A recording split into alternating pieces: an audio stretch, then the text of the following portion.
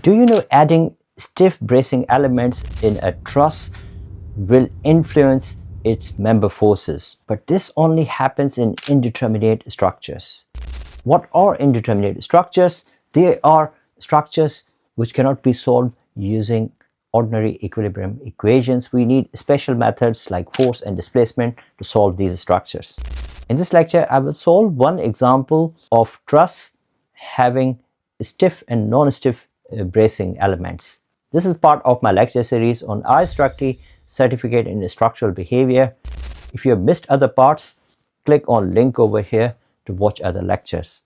Hi, I'm Dr. Jawed Qureshi, a senior lecturer in structural engineering and design at the University of East London, and in here we talk about civil and structural engineering.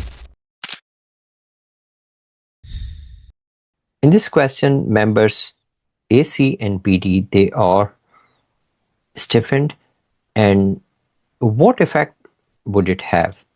And the options are that no change in any member force, and AC and BC will increase, and FAB, FBD will increase, and other forces, they will increase. Let us see what effect it will have in the software. And here I'm going to use S-frame. Remember one thing, that you have to first establish if a structure is determinate or indeterminate. In case of determinate structures, which can be solved using equilibrium equations, there will be no effect of stiffening the members.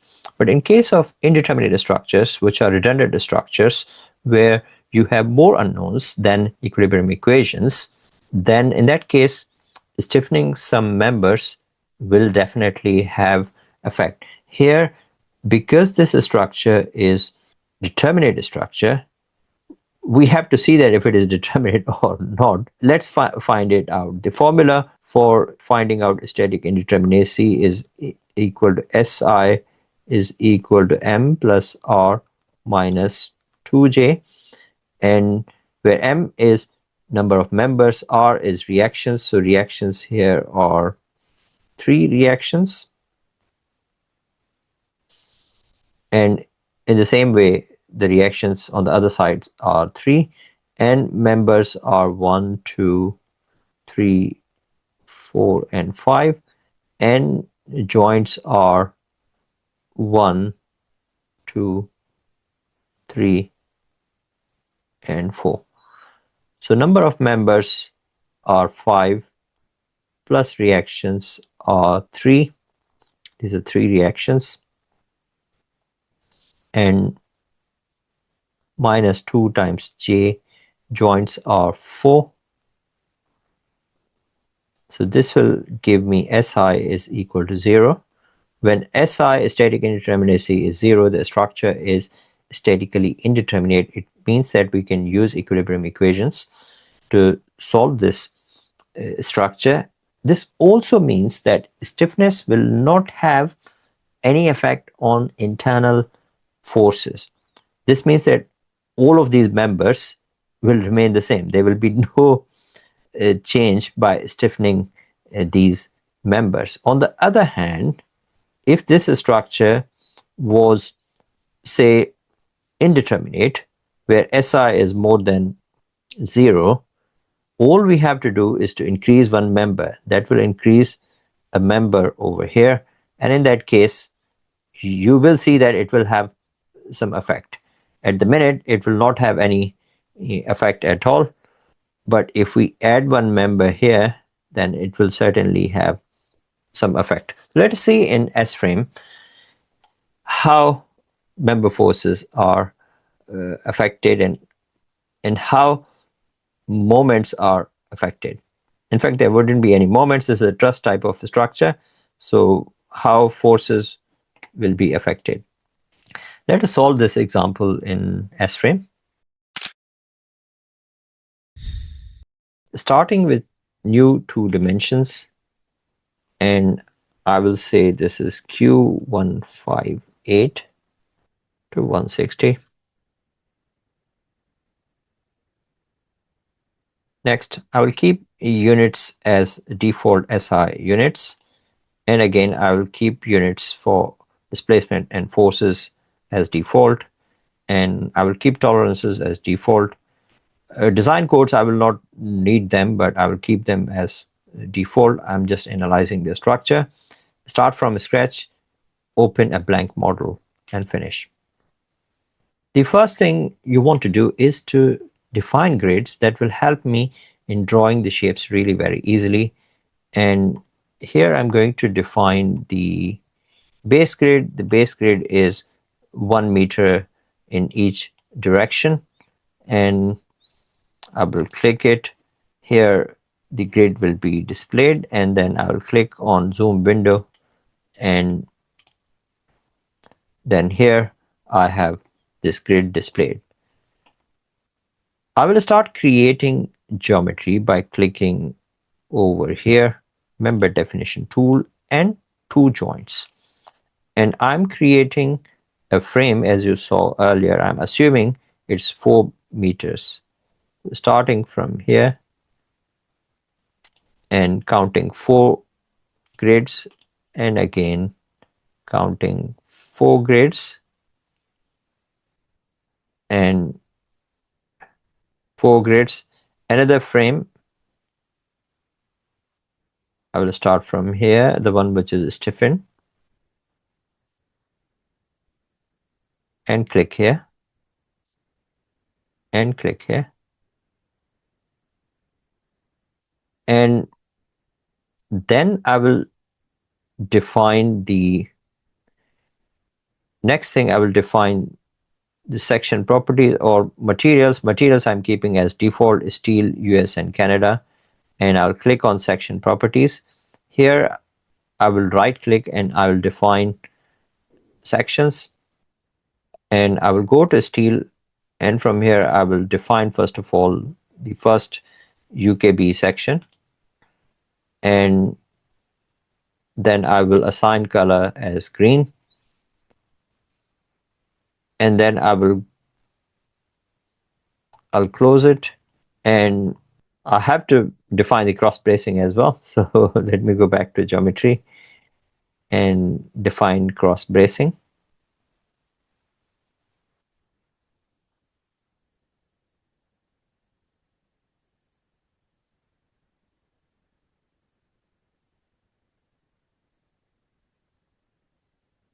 And once cross bracings are defined, then I will click on member release tool as joints are pinned. So that's why I will click on that, and I will release moments from here, and I will release moments from here as well, and I will release moments here, and I will release moments from pretty much all the members. In that way, these joints are pinned now, and after that I will assign the sections. Click on sections. So whatever sections I've chosen, I will simply use the same section for everything.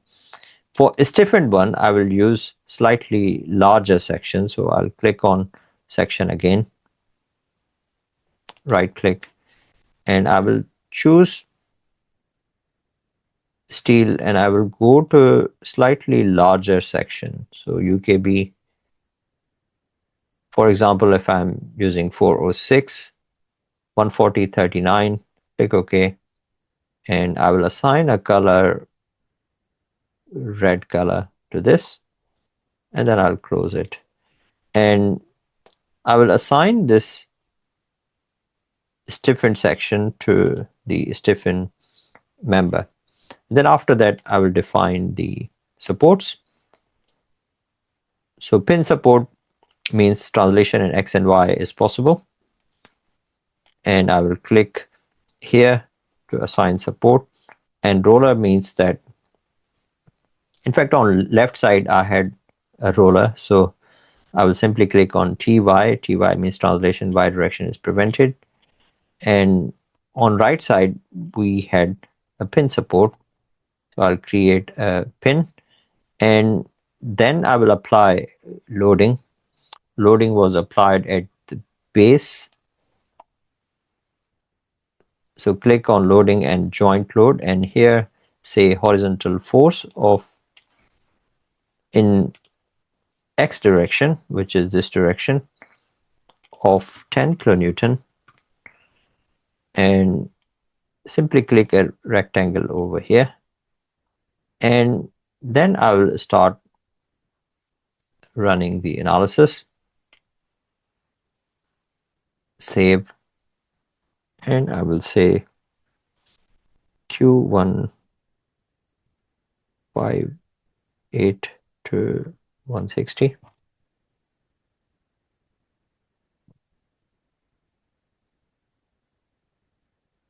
Once the analysis is done, then I will see deflected shape, reactions, and axial force. Moment will be 0, shear will be 0, and because it's a truss, and in terms of forces, I will reduce the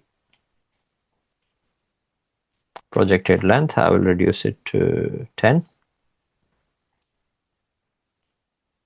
and now have a look. The axial forces are pretty much the same. If I double click on that, it will give me axial forces 14.12, and in the stiffened frame the axial forces are same 14.12. Now the difference will be in indeterminate structures just by adding a member over here. Let us see what happens. So member definition tool, and click on member definition tool and add one member over here and add a member over here. What it will do, it will turn this structure into indeterminate structure, and I will release moment from here as well. If you click on midpoint, beyond midpoint, it will release a moment over here. And now if I try to analyze it, let me see what section sizes are given to it. This is heavy section, so I will not assign a heavy section to this bottom member. I will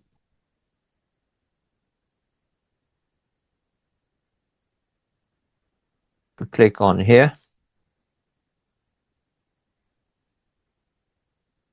and now if you have a look at axial diagram,